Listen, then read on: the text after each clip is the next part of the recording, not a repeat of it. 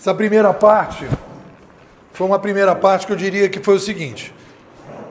O primeiro bloco é o que eu vou ganhar, ou seja, o que eu não vou perder nessa manhã, porque o cara pode dizer, eu estou perdendo meu tempo, dinheiro aqui, né? Então, assim, o que eu vou ganhar com isso? Então, eu tentei apresentar para vocês que vocês vão ganhar uma visão, o que não é a realidade, mas é uma visão de uma galera que está discutindo isso há muito tempo, de uma escola que está hoje no Brasil inteiro, que tem um cara que está participando desse negócio há um tempão, que tem uma certa experiência nesse debate, e eu vou conhecer essa visão que esse cara está tendo para ver o que eu posso agregar. Então, eu apresentei para vocês qual é a nossa linha, qual é a nossa ética, o que a gente faz, como é que a gente está trabalhando. Depois comecei a mostrar que a gente está vivendo uma crise, a maior crise, ou a maior mudança civilizacional da história dos Sapiens, e isso está gerando crise, porque a gente não consegue enxergar. Então, o que nós vamos fazer agora? Eu vou pegar alguns pontos aqui do andar do edifício, e a gente viu o Thomas Kuhn, então o que a gente vai fazer? Nós vamos usar o método dedutivo, não o indutivo. Eu digo assim, eu não entendo o que está acontecendo, e eu preciso fazer a revisão dos meus paradigmas. E eu vou ajudar vocês a fazer a revisão dos paradigmas. Qual é a primeira revisão de paradigma que eu tenho que fazer? Eu tenho que entrar aqui no andar da filosofia.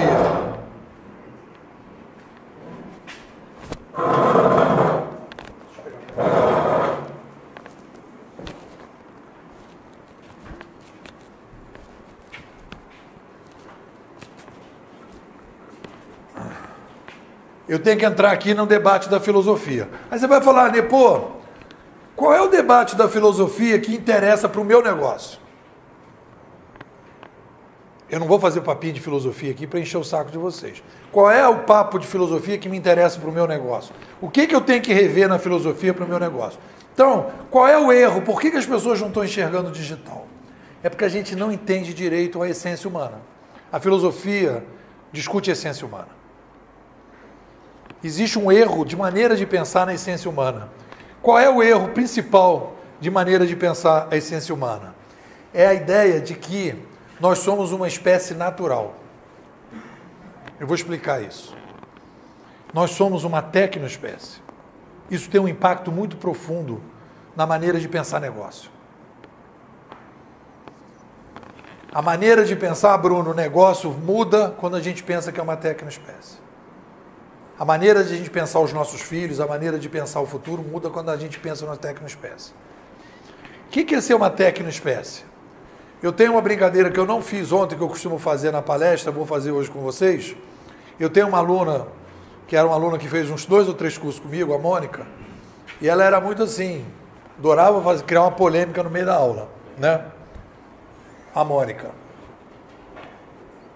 Aí, a Mônica chegou para mim e disse o seguinte, Nepô, eu não sou uma tecnoespécie, eu sou natureba. Eu falei, é mesmo, amor? Você é natureba? Eu falei, eu vou fazer um teste com você, Mônica, da sua naturebice. Mônica, como é que você vai para sua casinha de campo? Aí eu pego o meu jipinho. Eu falei, opa, Mônica. Jipinho é o que, Mônica? Tecnologia.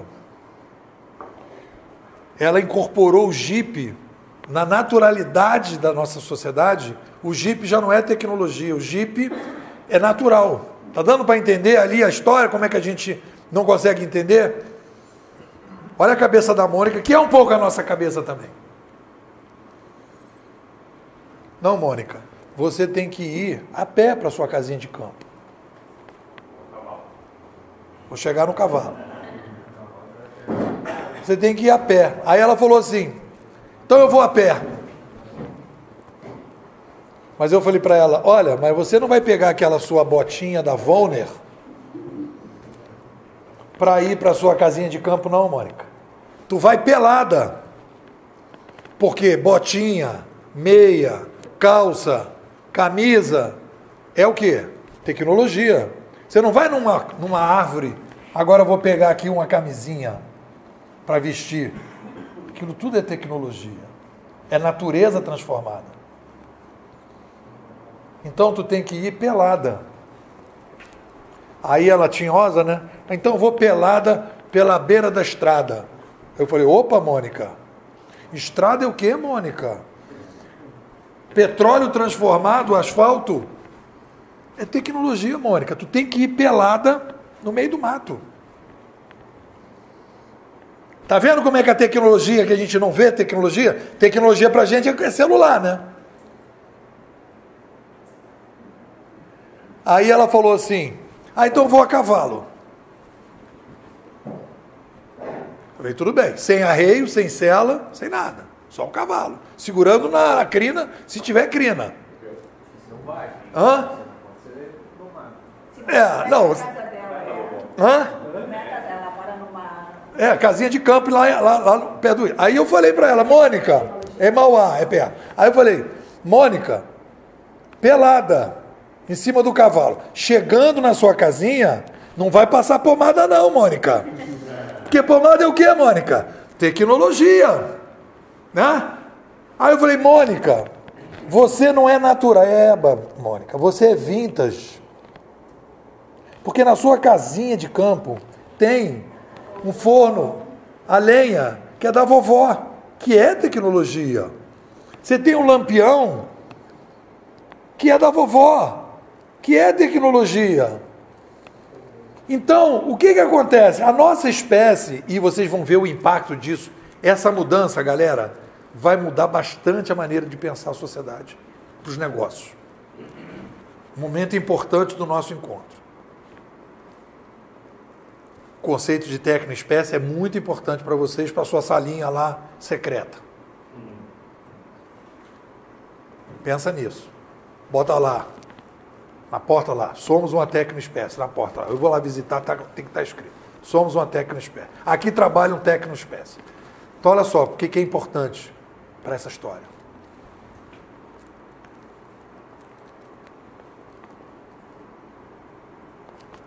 Me liga aquela pequenas empresas, grandes negócios. Nepô, o que você está achando das tecnologias na sala de aula? Aí eu pergunto, sacanagem, qual tecnologia você está falando?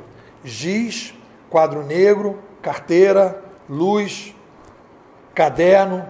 Não, das novas tecnologias, Nepô. Eu falei, Então, o que o pessoal está vendendo para a gente? Que agora o ser humano está criando tecnologias que estão mudando a sociedade. E o que eu estou dizendo para vocês? Nós sempre criamos tecnologias. E a sociedade sempre mudou porque criou novas tecnologias. Nós não estamos inventando nada, sempre foi assim. A galera fala que agora com as tecnologias o mundo está mudando. Querido, quando a gente resolveu numa assembleia dentro da caverna, eu tenho certeza que teve essa assembleia, a galera olhou para o leão com aquele bocão, com aquelas garras todas, olhou para o macaco com aquele rabo grande e falou assim, cara, nossa espécie não vai sobreviver nessa brincadeira desse mundo não. Nós precisamos criar um diferencial competitivo. A galera na caverna. Aí falou, sabe o que a gente vai fazer? Vamos ser uma tecnoespécie.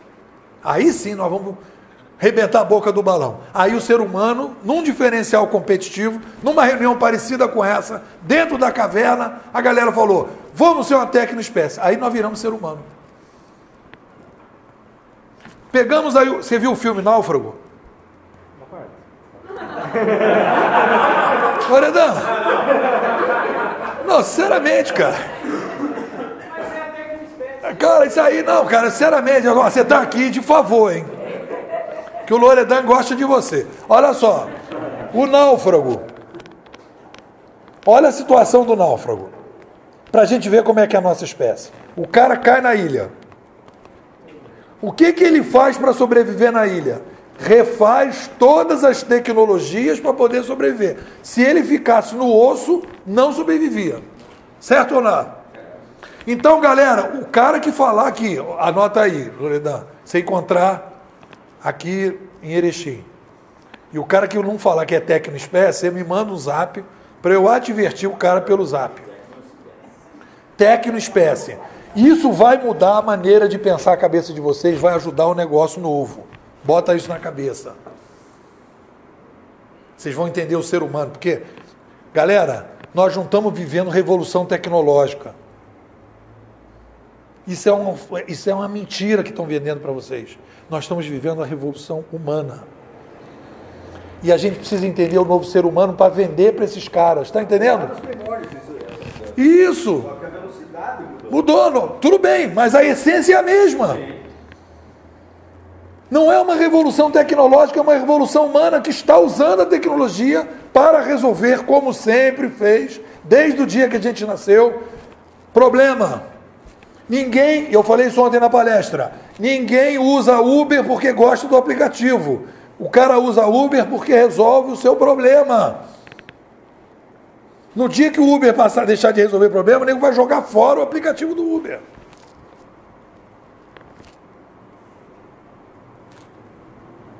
Então, galera, filosofia, existe um erro, Loredan, para o My Club, existe um erro, para sair de Matrix, existe um erro na maneira que o ser humano pensa. Você chega para um filósofo na USP, como você define o ser humano? O ser humano, não sei o que, babá. Ele não vai falar que é tecnoespécie. Você vai chegar num cara da Sorbonne, querido, como é que você define o ser humano? O ser humano, não sei o que, não sei o que lá. Não vai falar que é tecnoespécie. Mas a coisa mais importante da espécie é ser tecno. Porque no momento que eu tenho um problema, eu invento uma nova tecnologia, e com a nova tecnologia tudo passa a ser diferente. Vamos pensar nas coisas? Vamos lá. Estive na Argentina, tem uma rua lá, Santos Dumont. Né? Até Santos Dumont, ou talvez aqueles outros americanos, mas vamos botar Santos Dumont, porque nós somos brasileiros, né? Nós éramos uma espécie não voadora. Sim ou não? Espécie não voadora. Ah, eu quero voar. Meu filho, pula de uma montanha e voa isso. 1 minuto. É o voo que você vai fazer, o último. E eu invento um avião. Eu passo a ser o quê? Uma espécie voadora. Como é que eu vim para cá? Voando. O que mudou na sociedade em termos de conceito, cabeça, forma de pensar, jeito da gente pensar o mundo quando se inventou o avião? Só que agora o avião é natural, como diz a Mônica. O avião não é uma tecnologia. Você vai num Valor, abre o jornal Valor. Aí tem lá. Tecnologia, setor de tecnologia, celular e computador. Aí depois você entra, aviação. Boeing lança o avião novo. Isso não é tecnologia, já é aviação. Tá dando para ver a diferença? Ou nova tecnologia. Tá dando para ver como a gente tá errado a maneira de pensar a coisa? Isso vai ter desdobramentos importantes. Por quê? Porque se eu mexo em cima na filosofia, tudo embaixo muda. Porque é reação em cadeia. Então, quando o cara chegar para vocês e disserem, essa revolução tecnológica que a gente está passando, você fala, meu irmão, tive aí um negócio com o Nepô, com o patronato do Loredan, lá no Álamo, e nós chegamos à conclusão que somos uma tecnoespécie. Isso não é uma revolução tecnológica. É mais uma revolução humana. E no momento que você começa a pensar no negócio que a gente está vivendo a revolução humana, você tem que entender o seguinte, quais são os problemas que o ser humano quer resolver? Usando as novas tecnologias. Inverte o processo. As pessoas não estão querendo usar tecnologias novas, as pessoas estão querendo, com as tecnologias novas, resolver problemas que ela não conseguia resolver antes. Olha a lógica diferente do pensamento. Por exemplo, eu estou, como foi o cara da criação do Uber, como é que criou o Uber? O cara está na madrugada, quer um táxi. Não tem táxi.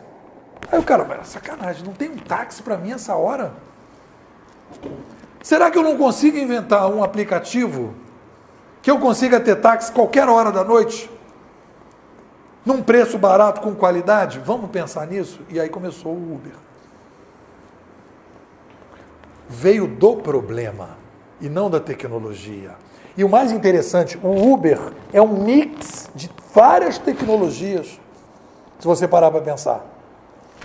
Celular, com o aplicativo, com o GPS, e depois todo um aparato embaixo da plataforma, pagamento, e um aparato embaixo da plataforma que a gente vai falar bastante aqui na teoria sobre a uberização. Problema. Então vamos olhar para o problema. O que eu quero entregar para vocês, galera? O que eu vou entregar para vocês aqui? Eu vou mostrar para vocês qual é o problema que a massa quer resolver. Se você entender qual é o problema, você já está com meio caminho andado.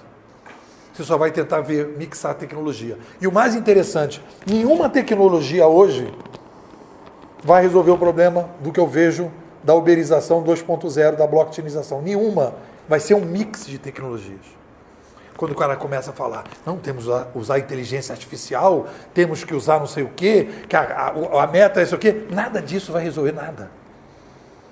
Você vai mixando aos poucos, conversando com os usuários, vai juntando, vai inventar um troço para resolver o problema das pessoas.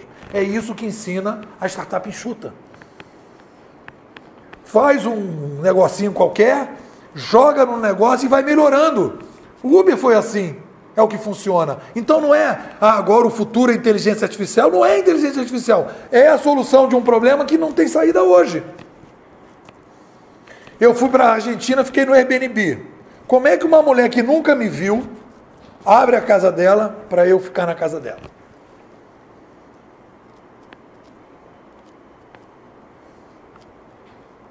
É um problema. Quantas pessoas hoje saíram da crise por causa do Airbnb? Você acha que ninguém deve ter esculhambado a mídia social aí para ver até O fato de eu ter pintado a casa dela.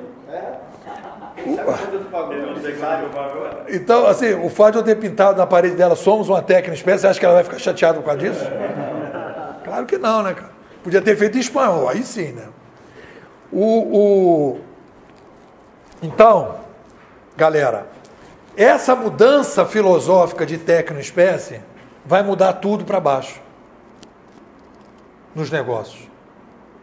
Porque no momento que eu percebo que eu sou uma tecnoespécie, o que eu vou entender? Tem uma coisa muito interessante que a gente chamou lá na escola, eu vou encher um pouco o saco de vocês, mas que eu tenho que usar isso porque a gente debateu, que é o comparativismo com as outras espécies. Todo filósofo bom compara a gente com as outras espécies. Então, a gente tem que olhar para o ser humano e falar assim, tá, se a gente é uma tecnoespécie, o que a gente tem de diferente com as outras espécies? Para entender, galera. Então, olha só que interessante. As outras espécies, elas são instintivas. Eu tenho uma história interessante para contar para vocês. É o seguinte, um dia eu descobri que tinha uma aranha. Eu tenho uma janela à frente do meu computador que fica fechada. No canto à direita, apareceu uma aranha, no 7º andar. Não sei como ela apareceu. Aí eu precisei dar o nome para ela, chama Scarlett.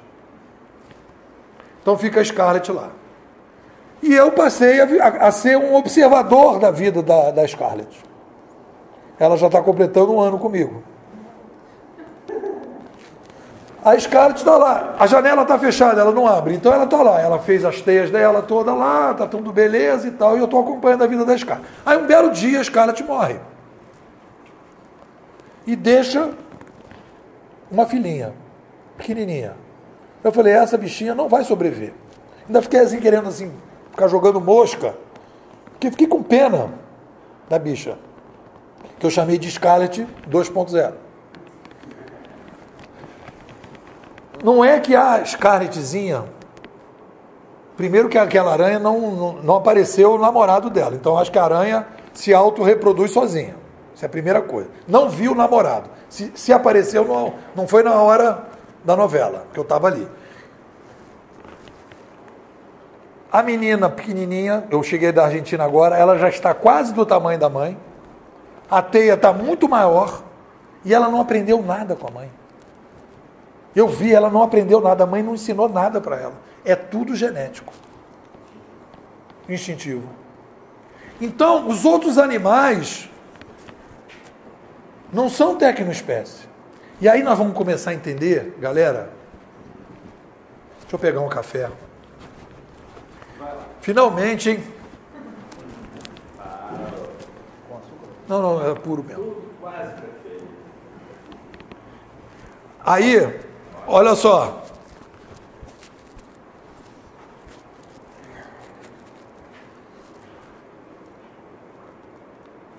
O fato da gente ser tecnoespécie, para a gente entender a guinada que a gente está passando, é o seguinte: o ser humano, em sendo uma tecnoespécie, no momento que ele cria uma tecnologia, segundo o nosso amigo Marshall McLuhan, a tecnologia recria o ser humano. Eu vou contar uma historinha para vocês, que eu falei, cara, eu sou uma tecnoespécie, realmente, não é mentira. Lá no Rio, aqui eu não vi patinete. Tem patinete aqui já? Não. Não. No Rio agora a moda é patinete.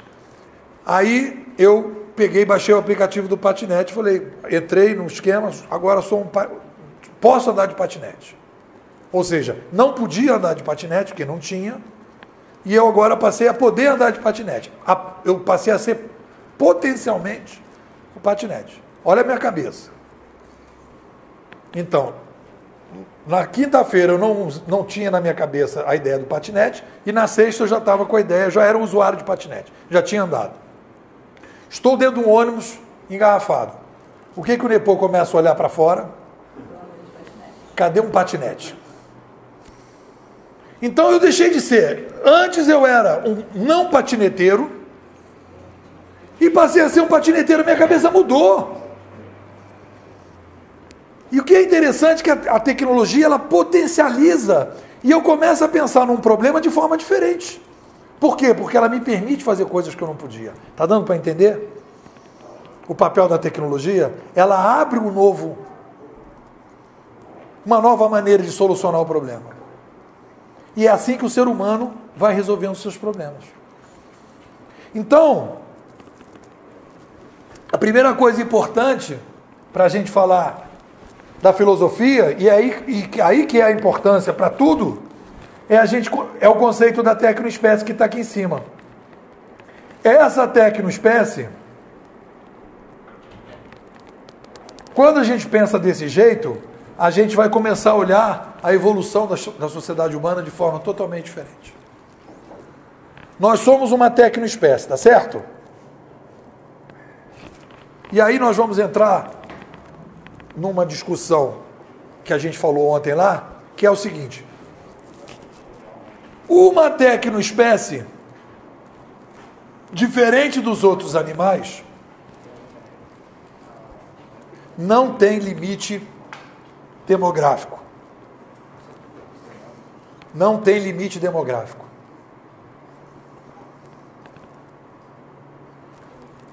Lobo. Sabe quantos lobos mais ou menos tem uma matilha? Hã? Quantos são? Eu falei ontem, né?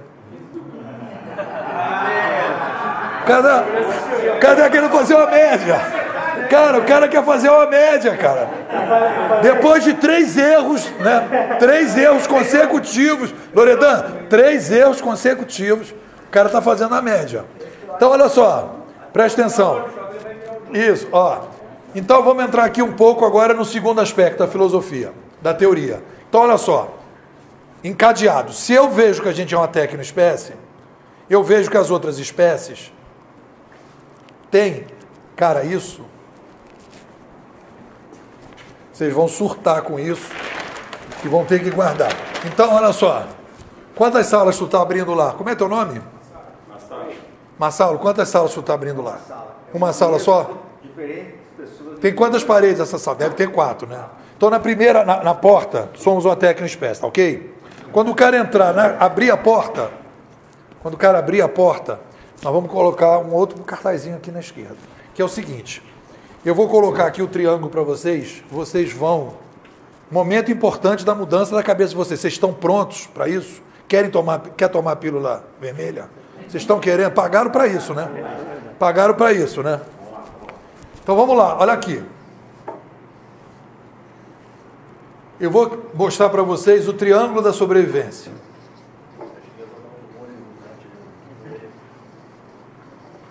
vocês vão entender claramente o que está acontecendo, e eu tenho certeza absoluta que todo mundo vai dizer, pô, faz todo sentido o que você está falando, do triângulo da sobrevivência. Então, o triângulo da sobrevivência é o seguinte, galera.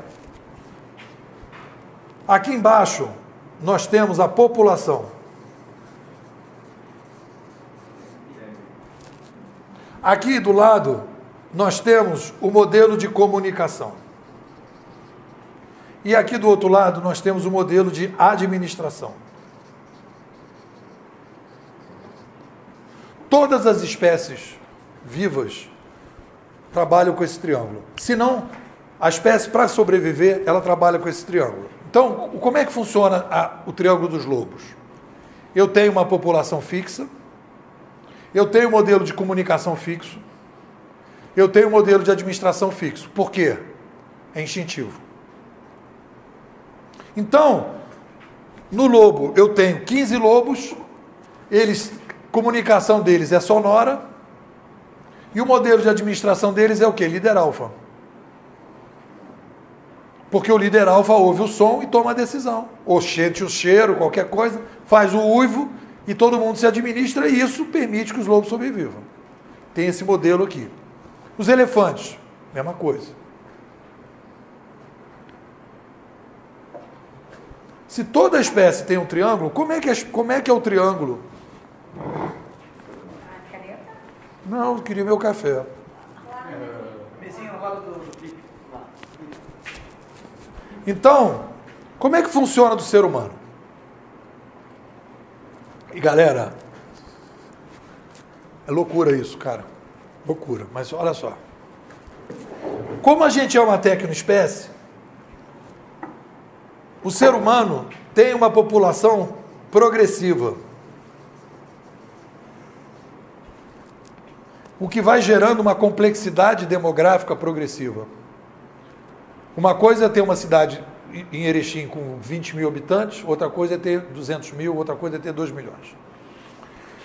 Então, se o ser humano é uma tecnoespécie e ele aumenta a população, como é que funciona o triângulo da sobrevivência do ser humano? Num determinado momento, eu tenho que melhorar o modelo de comunicação, porque ele começa a ficar obsoleto. Eu não consigo mais conversar contigo, eu tenho que criar um telefone.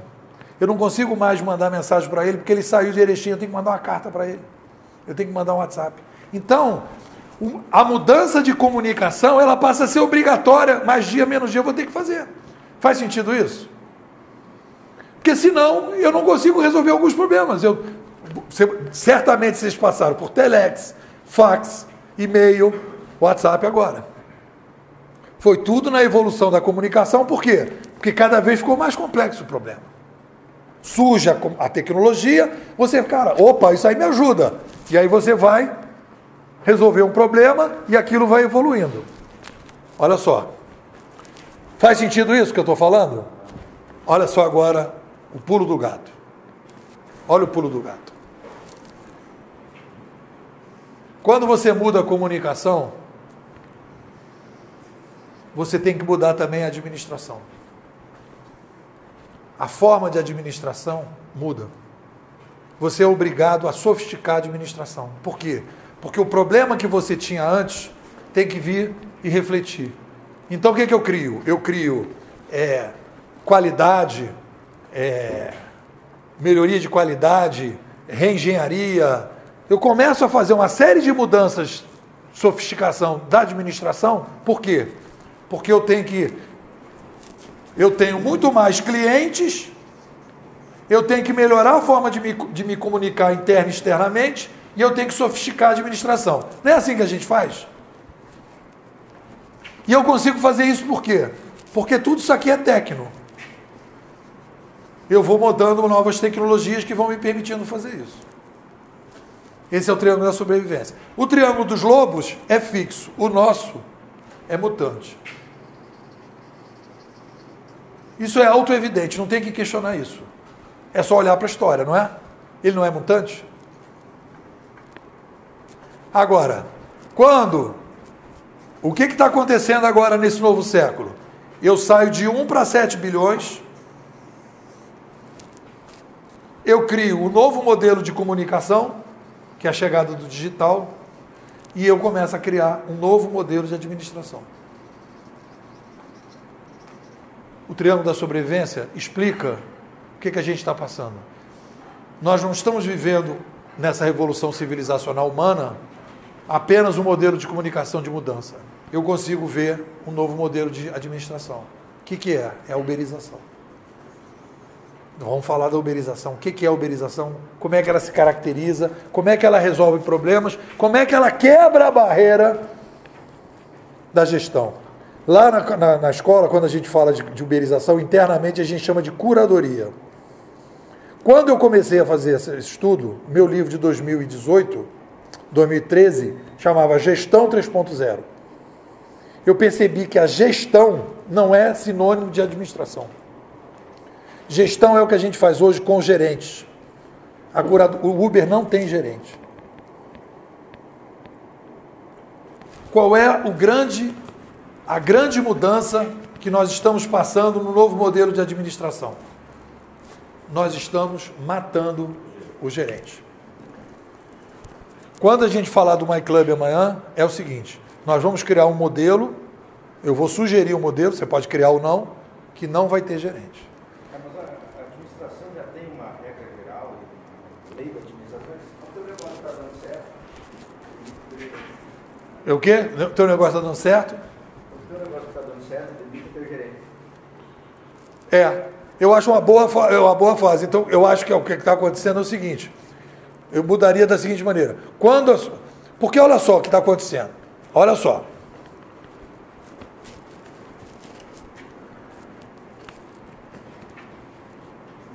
Se eu tenho 7 bilhões de pessoas no mundo, vamos colocar isso em complexidade? Vou chegar. Vamos colocar isso em complexidade? Complexidade básica. Rosane, se eu tenho 1 bilhão de pessoas, é por isso que a política tem que ser feita por pessoas com cabeça matemática e lógica.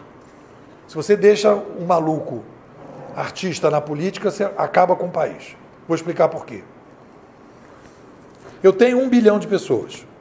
Como é teu nome? Caminati. Os nomes aqui são sempre... Caminati. 1 bilhão de pessoas. 1 bilhão. Quantos pratos de comida por dia?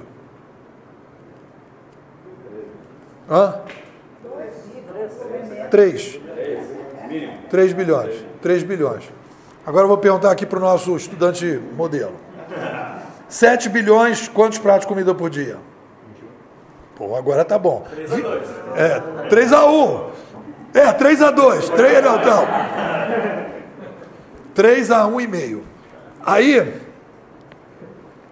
eu tenho 3 bilhões de pratos de comida por dia e salto para 21 bilhões de pratos de comida por dia. Isso que eu chamo de complexidade básica. Eu não posso dizer que um mundo com uma demanda de 3 bilhões de pratos de comida por dia vai ser igual ao mundo de 21 bilhões de pratos de comida por dia. Matematicamente é impossível. É por isso que a gente está falando de agronegócio, é por isso que a gente está falando de tecnologia, de aumentar o tamanho da soja, de botar adubo onde não tem, porque é muita gente para comer todo dia. Eu não estou falando semestral, não estou falando semanal, estou falando diário. Está dando para entender que a complexidade demográfica vai aumentando e o triângulo vai ficando desequilibrado? É assim que nós somos. Eu não estou inventando isso é a espécie. A crise que nós estamos passando hoje, existe uma crise civilizacional, é o quê? O triângulo está torto. Eu entro na justiça há 10 anos.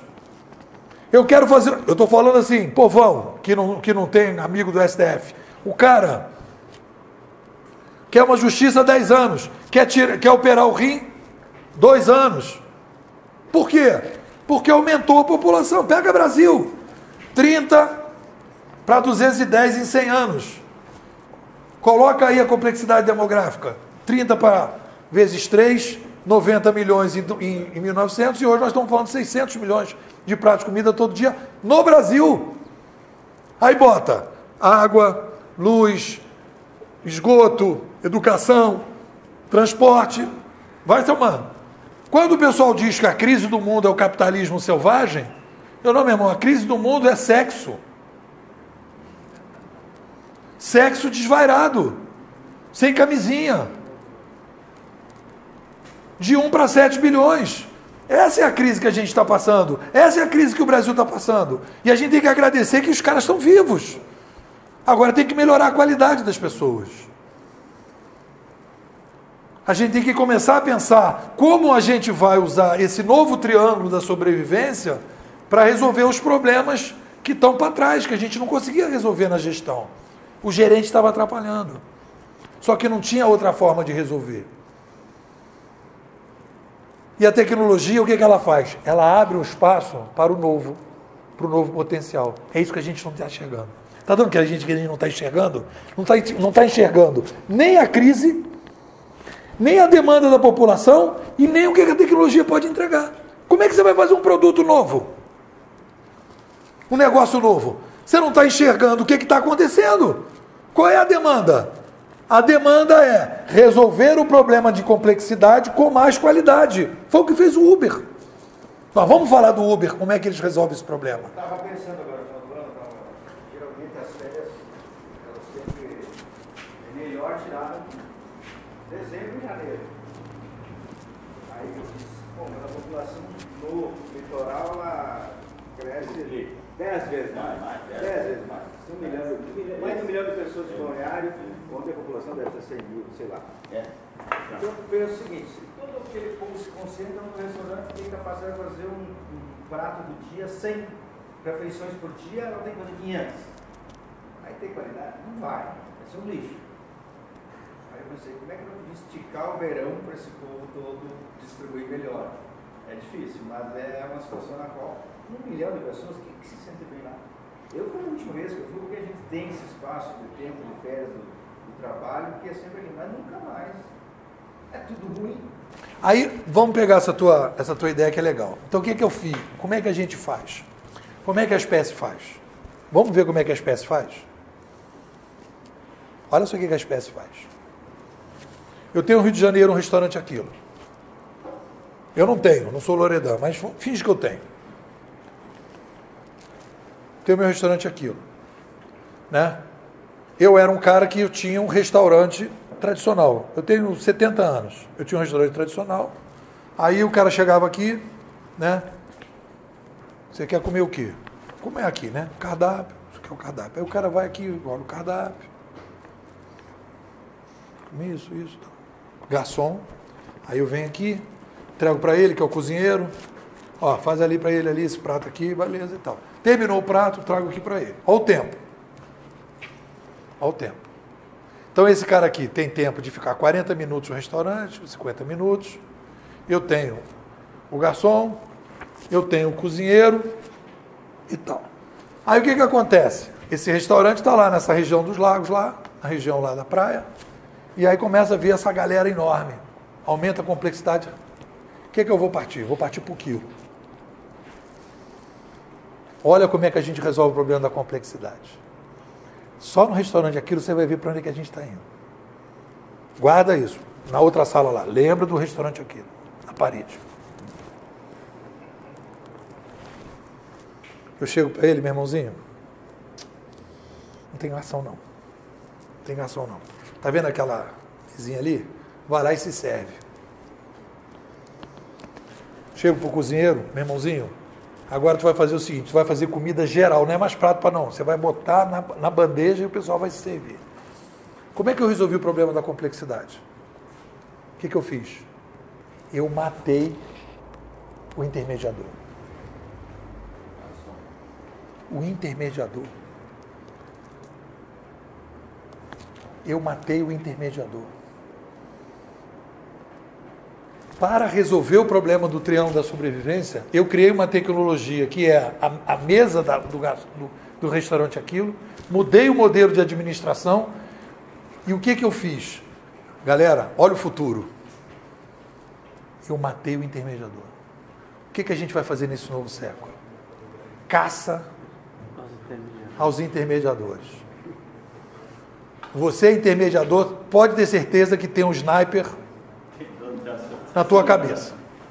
Tem tempo de vida contado.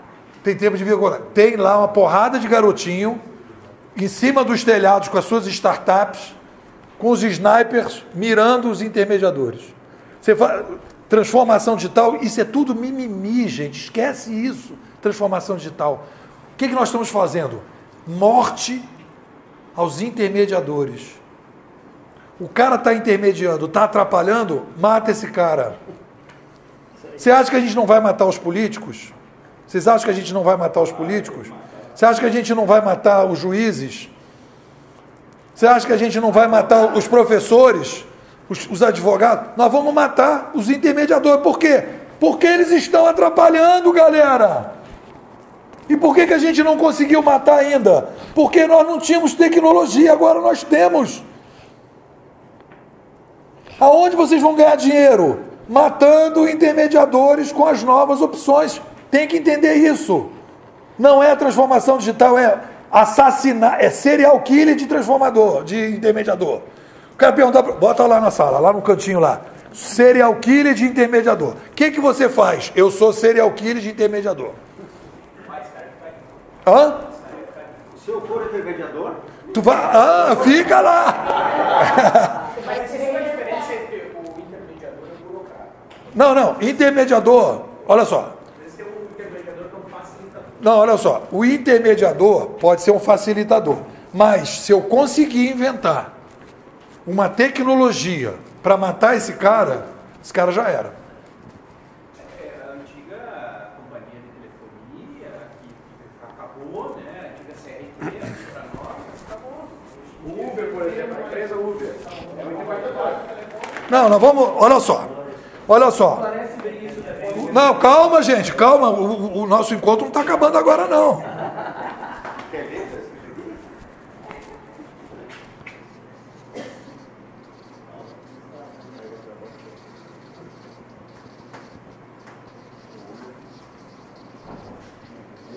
Galera, guardem isso. Eu não estou... Quando eu era bobinho no mundo digital, eu falava que a gente estava vivendo uma desintermediação. Isso é burrice. Eu era burro. Nepô era burro. A minha certeza provisória razoável não estava razoável. Hoje eu falo de reintermediação. Não existe desintermediação. Você reintermedia alguma coisa. Você vai ser o cara que vai reintermediar. Não é que você agora não tem intermediador. Você vai colocar um intermediador que vai gerar um custo-benefício melhor. Eu não vou terminar com o intermediador e não vou deixar de ter intermediador. Eu vou ter um intermediador mais sofisticado. Eu mato o rei, mas boto o primeiro-ministro no lugar. Eu mato o nobre, mas boto o parlamentar no lugar. Eu reintermediei, mas eu tenho um cara lá que era melhor. Por quê? Que de 4 em 4 anos eu mudo o cara. O nobre não, o nobre era para a vida toda. Então eu reintermediei para melhor, mas eu não deixei de estar reintermediando. Então não existe a possibilidade do ser humano viver sem intermediação. Isso não é parte da nossa essência. Agora, a reintermediação, ela tem que ser, galera, compatível com a complexidade demográfica. E o que faz o ser humano? O que faz o ser humano que não é otário? Ele vai pegar as tecnologias que tem para fazer a melhor reintermediação que ele conseguir. Então, o que vai fazer o novo empresário? O que os jovens estão fazendo? Eles são serial killers de intermediadores. O que faz os bancos? Tirou os caixas. No dia que cair a internet e todo mundo tiver que ir ao banco, vai ter fila, começa em Erechim e acaba em Chapecó. Cinema, não sei se aqui o pessoal usa o ingresso.com, mas cinema, mataram. Tem um cara lá na bilheteria, são 2 bilheterias ou 3. Antigamente eram 30 bilheteiras. Por quê? Todo mundo compra antes. Eu matei Os operadores. E aí tem uma coisa importante que eu queria falar para vocês. A digitalização, que é a primeira etapa que a gente está vivendo, ela mata o intermediador operacional. Eu tiro o restaurante aquilo, o garçom, eu tiro o cozinheiro, eu tiro o frentista, eu tiro o caixa, eu tiro...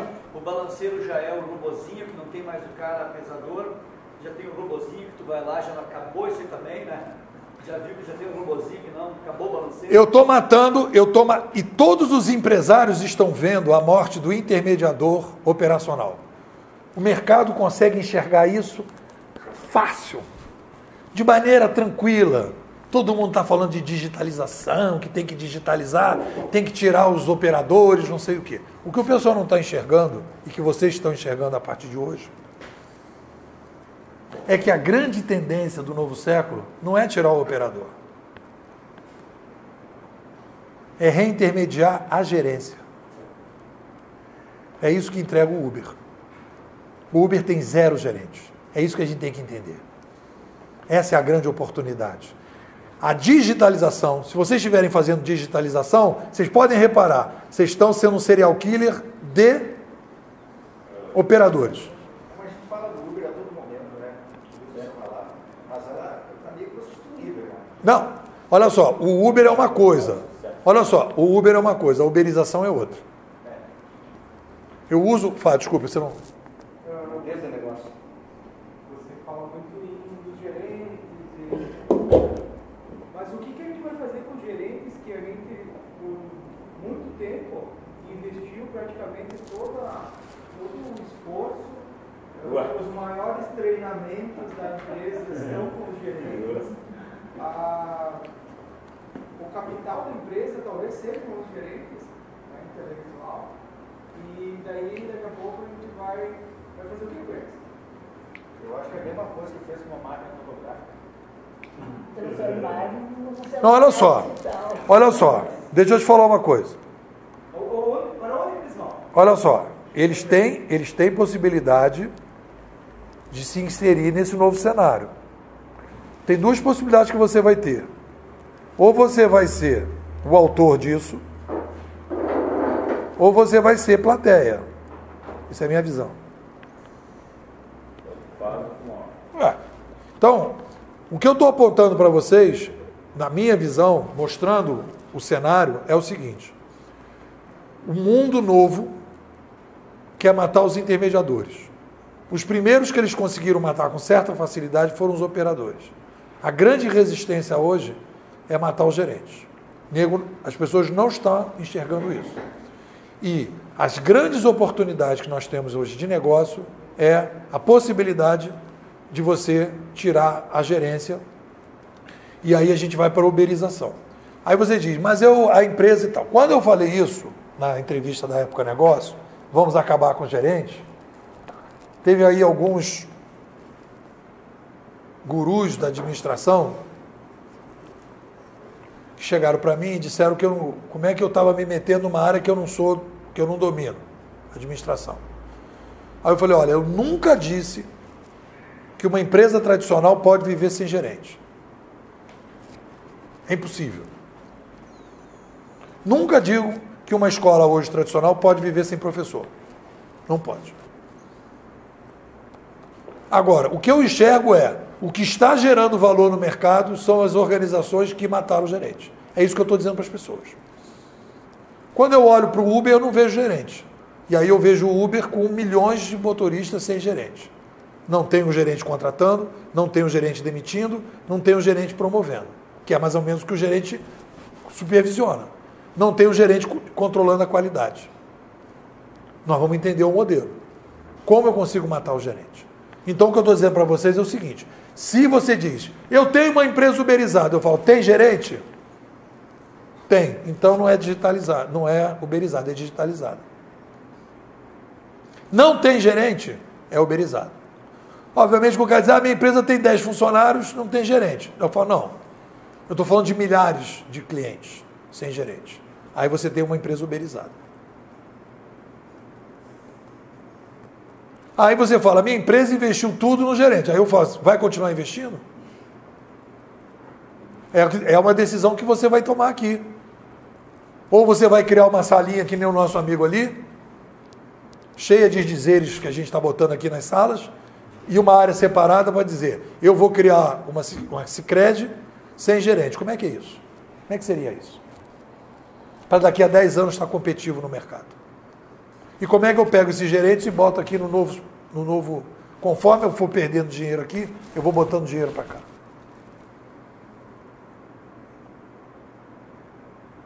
Então, a notícia que eu estou trazendo para vocês é o seguinte, galera. Nós estamos vivendo hoje a reintermediação progressiva. Que horas são aí? Para a gente ter um... 11h30. Meia hora. Então, olha só. Aí depois a gente fala de uberização. Reintermediação progressiva. Agora vamos pegar quem não falou nada. O senhor que está escondido aí. O senhor viu o filme Matrix? Viu Grande Aposta? Viu Náufrago? Essa juventude está perdida. Vamos lá, meu filho. O que o senhor está achando? Fala para mim. Como é seu nome? Eduardo? Eduardo. Finalmente o nome fácil. Vai. Fala, Eduardo. Aí, galera. Estou achando muito interessante. Eu acho que realmente o serviço de intermediação ele está com os dias contados, podemos dizer dessa forma, né? Eu acho que a gente sabe, de certa forma, a gente tem uma visão e sabe o que vai acontecer no futuro. A gente não sabe como vai acontecer até lá, sabe? Como isso vai acontecer. E eu acho que é isso que é a nossa pauta principal, é como que isso vai acontecer. Isso vai se dar de uma forma, digamos assim, natural. A espécie ela vai avançar, ela vai progredir e naturalmente as tecnologias elas vão ser substituídas, ou a gente vai ter que pensar no futuro agora para nós já estarmos um passo à frente, né, de quem já está ali pensando e trabalhando com isso. Então acho que o que está discutindo hoje é válido, vai acontecer, né, eu acho que é indiscutível isso, mas a questão principal é como isso vai acontecer. Tem duas coisas que você falou que eu queria fazer um comentário. Primeiro, o mais importante é ver a macro tendência. Por exemplo, nosso amigo do Sicredi, ele vai tomar uma decisão. Vai continuar investindo no treinamento dos gerentes, fortemente, ou vai se dedicar ao bimodal? É uma decisão que você vai tomar a partir do que a gente está discutindo. Vai ter futuro gerente ou não? Quando você fala, vai ser normal, o que acontece? O meu projeto para vocês é vocês serem locomotiva. Vocês vão fazer o projeto. Vocês não vão ser vagão, ficar esperando. Alguém aqui pode decidir, já entendi o que vai acontecer, estou mais preparado, vou ser vagão. Tá bom, não tem problema nenhum. Eu quero ser locomotiva, então você vai induzir o processo. O processo não é natural. Você vê que criou o Uber, a porradaria que deu. Uber versus táxi. Você é intermediador? Eu vou te matar. Qual é a reação que ele vai ter? Eu vou te matar primeiro. Você é um safado. Você não sei o quê. Vai ser uma briga. Você acha que o cara vai chegar e vai dizer, não, então tá. Você é gente fina pra caramba. Não vai ser assim. Tá entendendo?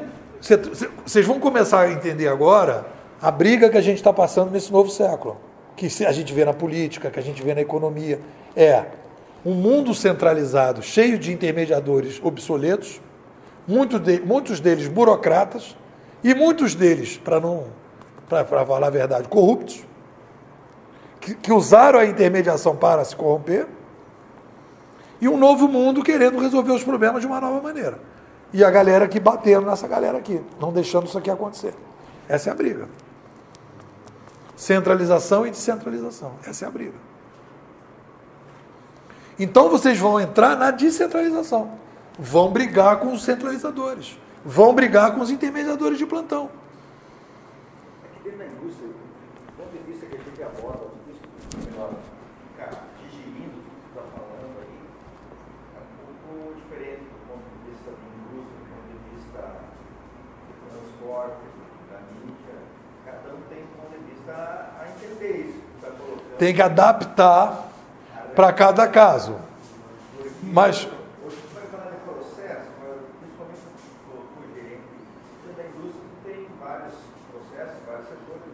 estava pensando dessa forma, matar meu gerente lá, que é o...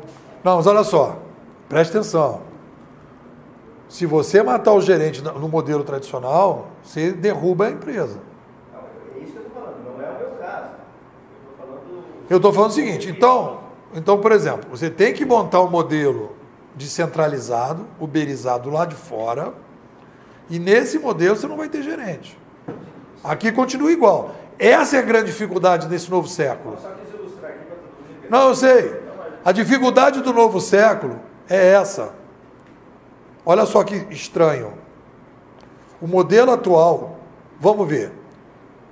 Se eu plantar cooperativa de táxi, nasce Uber? Não nasce. Porque a cooperativa de táxi tem uma lógica, o Uber tem outra. O DNA administrativo são diferentes.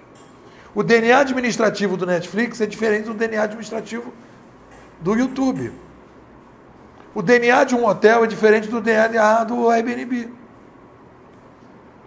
Então, quando a gente pensa no DNA administrativo atual, ele pede gerente. Quando eu penso no DNA do novo, não tem gerente. Então, se eu quero entrar nesse novo mundo, eu tenho que matar o gerente. Se eu faço um aporte aqui, por exemplo, em nós, McLaren, nós estamos abrindo agora mais 10 cidades com o gerente, que é o nosso franqueado. Estamos abrindo somente uma cidade, que é Pato Branco, uberizada, que não vai ter outro planejador, que é o franqueado. Deixa eu fazer uma peça. O William está falando aqui qual o problema de ter uma Sicredi, um piloto dessa sem gerente. Isso. Unidade. É exatamente como falou. No tradicional, não tem isso. Se tiver o gerente, vai se quebrar. Não tem como eu tirar o gerente aqui do restaurante. Não consigo, quero. Então, mas eu posso fazer um piloto e testando e vendo. Isso aí. Uma de robótica para essa possível gerente. Não, olha só, eu digo o seguinte, em nenhuma situação, não existe, eu acho que é um erro grande que as pessoas cometem, é o seguinte, as pessoas pensam das tecnologias para os problemas. Nós temos que pensar dos problemas para as tecnologias. Então eu vou pegar Eu te falo o exemplo do gerente, porque eu te falo um exemplo, eu tenho uma empresa de tecnologia e eu sofro muito com a questão de gestão de times e principalmente relacionado a pessoas, né? Falo de time e pessoas. E aí eu adquiri um robô onde eu estou alimentando toda a base de conhecimento da minha empresa. Quer dizer, então, cada departamento, teoricamente, teria o conhecimento daquela gestão lá. E hoje eu estou implementando isso num sistema robótico, humanizado. Isso é melhoria da digitalização. Não é uberização. Não é uberização. Não. Então, olha só, vamos ver, você também. Pergunta para... Você viu Matrix? Náufrago? Grande aposta. Esse aí ninguém viu. Esse segundo... Tá 2. Ó, mal, muito mal, mais ou menos mal e razoavelmente. Vai. O que você tem para dizer aí? Cara, assim, eu concordo contigo, tem vários modelos, assim, tem esse do Uber, do YouTube, que você falou, são modelos novos que a gente vê funcionando, mas eu acho que não, talvez, né, por enquanto a visão que eu estou tendo agora é que não é para todo mundo. Tipo, esse exemplo aí que você deu, da indústria, poxa, como é que você vai passar uma indústria organizada? Ou até do banco, talvez? Você vai fazer um banco totalmente sem gerente, sem nada. Isso é uma coisa que ainda fico pensando, poxa, já existe, né? É um desafio. O Nubank. Talvez é uma coisa para o Nubank. É uma farmácia virtual. Olha só, galera, como é teu nome? Ronaldo. Vou agradecer ao Ronaldo. Vamos agradecer ao Ronaldo. Olha só o que o Ronaldo está dizendo. O que o Ronaldo está dizendo que é interessante. E que aí a gente tem que ter a cabeça nova. O que eu estou dizendo é o seguinte. O que eu estou enxergando? O que eu estou enxergando? No triângulo da sobrevivência, nós temos hoje um novo modelo administrativo já em curso. Vocês estão tendo a visão certa da coisa? Não, você está ajudando com a tua questão. Olha só, o que ele está dizendo? Apesar de não ter visto os filmes. Hein? O que ele está dizendo aqui? nós temos um novo modelo de administração, que já consegue agir e entrar e resolver alguns problemas da sociedade. Ah, mas a indústria não. Ah, mas os bancos não. Mas eu estou chamando a atenção o seguinte, existe uma cultura que foi disseminada de baixo para cima. A galera está gostando da reintermediação. Tem gente botando dinheiro na reintermediação. Tem jovens querendo criar startups na reintermediação.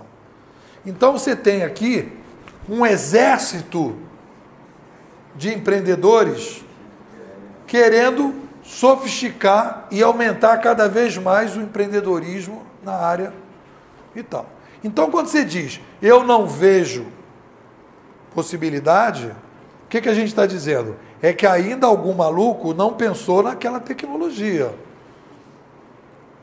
Porque quando a gente começa a pensar, a gente pensa assim, ah, mas eu não posso imaginar que minério tem que tirar do chão, virar aço, não sei do que. Aí você fala, mas será que ninguém vai pensar uma forma de não precisar mais tirar minério do chão? Quer ver uma coisa muito doida que vocês vão pensar?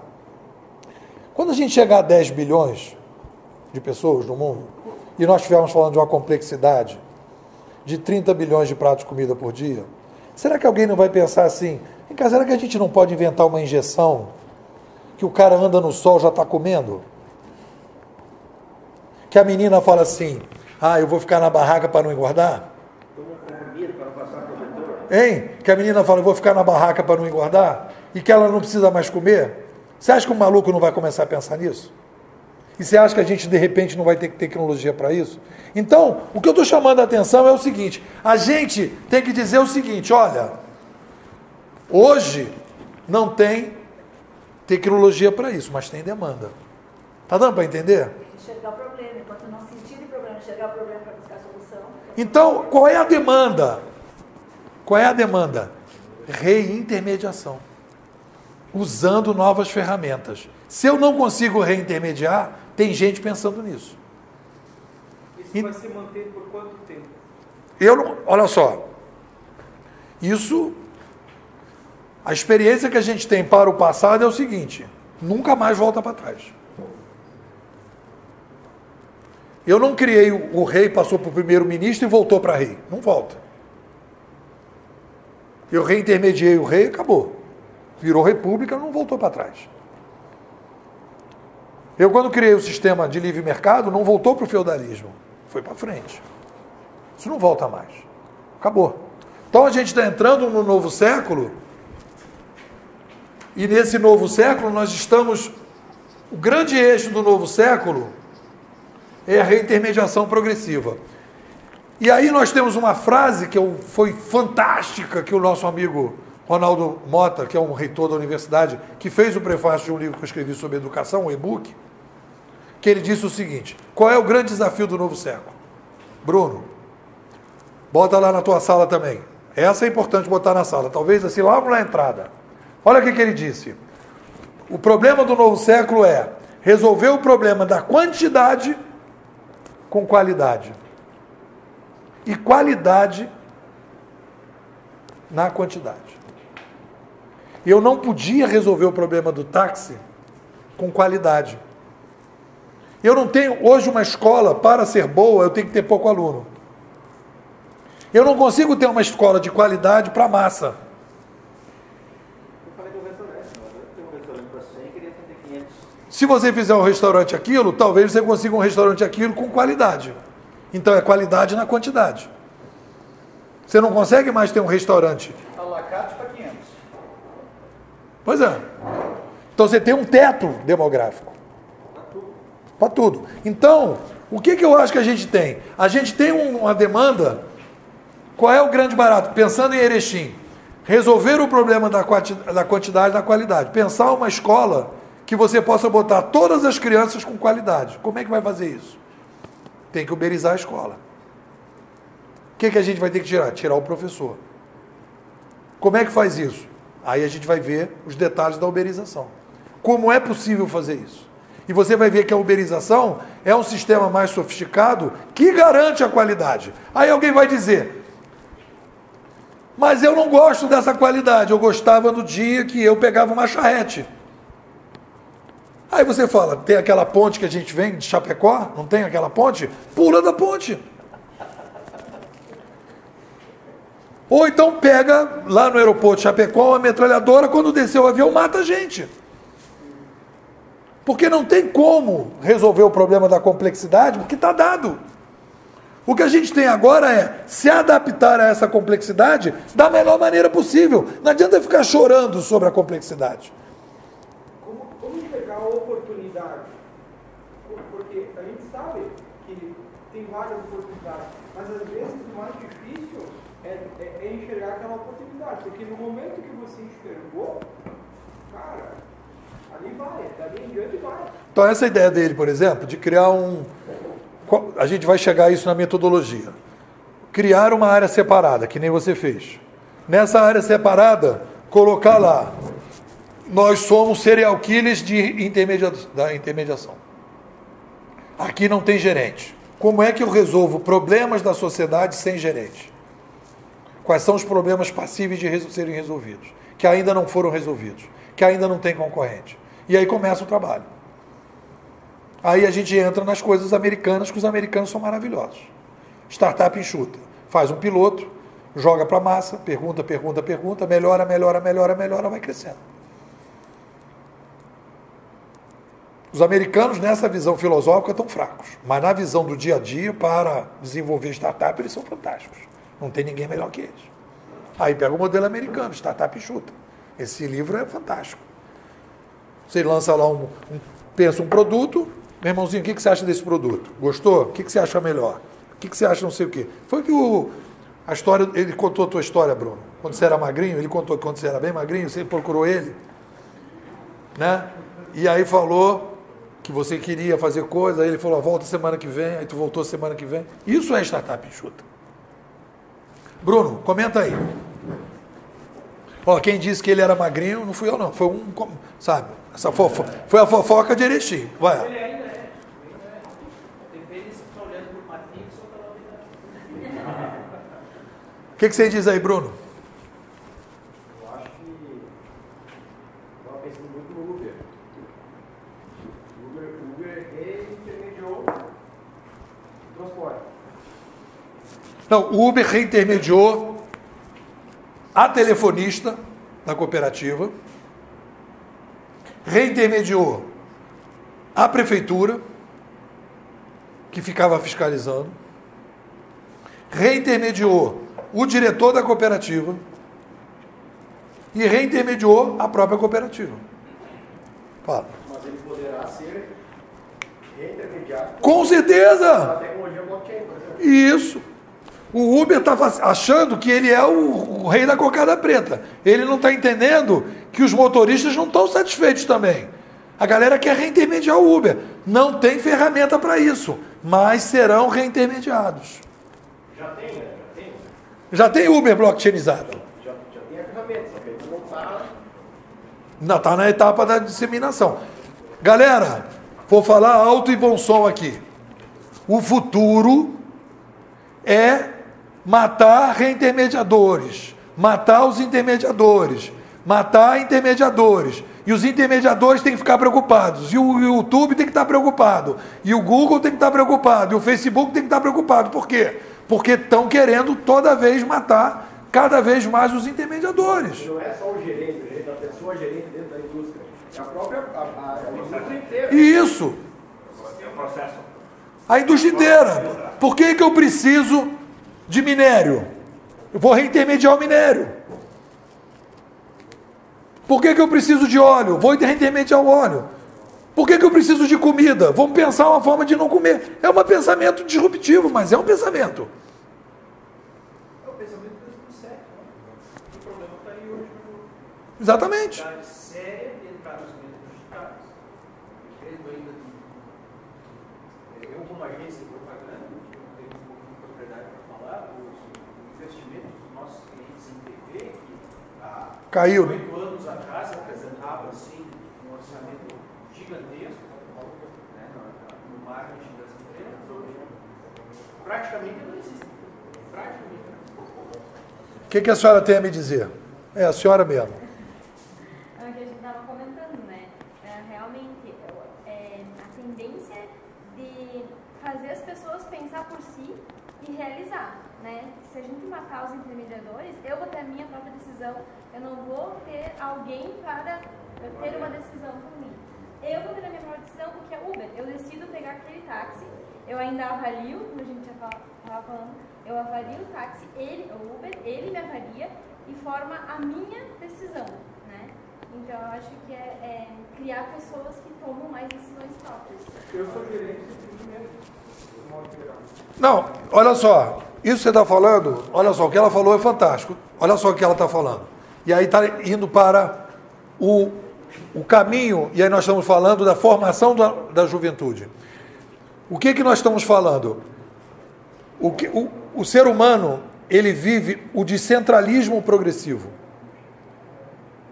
Quando, na Idade Média, as pessoas começaram a receber a Bíblia traduzida, começaram a ler, e nas escolas protestantes elas começaram a ter acesso à escola, à leitura, houve toda uma preparação de 350 anos para poder chegar na República.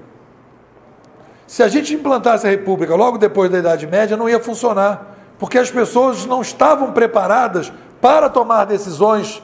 É que nem hoje em dia, você entra numa loja de sorvete, você fica nervoso, porque tem chocolate suíço, chocolate africano, chocolate belga com floquinhos de chocolate suíço com floquinhos de chocolate belga. Você fala, cara, meu irmão, me dá um de manga, um de limão, um básico, porque a gente está diante de cada vez mais decisões. Então, o que acontece? Foi o exemplo que eu usei na palestra ontem. Tá, mamãe tem um filhinho, mamãe dá comidinha na boca do filhinho, mamãe amarra o sapatinho do filhinho, mamãe dá banho no filhinho, mamãe vai ter mais um filhinho, tem 3, passa a ter 4. Os outros 3, mamãe vai dizer, meu filho, se vira porque mamãe não pode dar na boquinha não, porque são 4. Então o que é o se vira? Se vira é o recado que a civilização está dando para cada pessoa. Meu irmão, 5 minutos. Se vira nesse novo mundo, se vira. Você tem que escolher a tua profissão, você tem que decidir o que você vai fazer, você tem que decidir quem você vai seguir, qual é o canal do YouTube que você vai seguir. Acabou a TV Globo. Quem é que você segue no Twitter? Eu tenho a raiva da minha mulher que ela fala aqui na Globo News, eu falo, não fala de Globo News para mim. Eu tenho nervoso de Globo News, eu não quero saber de Globo News. Para de ver Globo News. Vai para o Twitter, aí preparei o Twitter para ela assistir o Twitter. Porque aí no Twitter eu escolho, o dia todo eu estou, esse cara, mas não, esse aqui tá bom, esse aqui, gostei desse. Eu estou o tempo todo tomando as minhas decisões para me informar. Eu estou me alimentando de informação, eu decido o que eu quero comer de informação. Isso tem a ver com esse novo século. E é isso que a gente está com dificuldade, porque a gente foi educado para quê? Para ser levado com a mãozinha da mamãe. Só que o mundo está dizendo, com 7 bilhões, meu irmão, amarra o seu sapatinho. Depois, antes de nós fazer o almoço, só dá uma metodologia já para a Tati. Como é que vai ser a Tati? Bom, à tarde, só um minuto, galera. À tarde nós vamos fazer o seguinte. Nós vamos consolidar o que a gente fez de manhã. Nós vamos entrar na metodologia. Basicamente falar mais fortemente agora, né, da questão de motor 2. Como é que é o motor 2? Os desafios do motor 2. Como é que eu faço essa área separada? Como é que eu começo? Como é que eu trabalho dentro dessa área separada? Quais são as minhas experiências nessa área separada? O que eu não faria de novo? O que eu faria de novo? E depois, criou a área separada. Vai uberizar uma área. Vai criar uma uberização. Como é que funciona por dentro o Uber? Como é que aquilo ali permite que não tenha gerente? Como é que funciona? O que não pode fazer dentro da uberização e o que deve fazer? E quais são os erros que várias organizações que estão com plataforma estão cometendo? Aí depois a gente dá um geral, todo mundo vai comentar o que achou, etc. E a partir desses comentários, a gente vai pensando e dá um fecho. Acho que a gente pode fechar o nosso encontro, como a gente tem aqui, e apareceu essa ideia da cidade, a gente colocar assim um final assim, se a gente fosse pensar num projeto de Erechim, como seria esse projeto, um primeiro passo dentro dessa área de uberização? Não estou dizendo que a gente vai fazer, só como uma ideia. Né? Aí um desfecho para essa ideia. Seria isso, tá bom?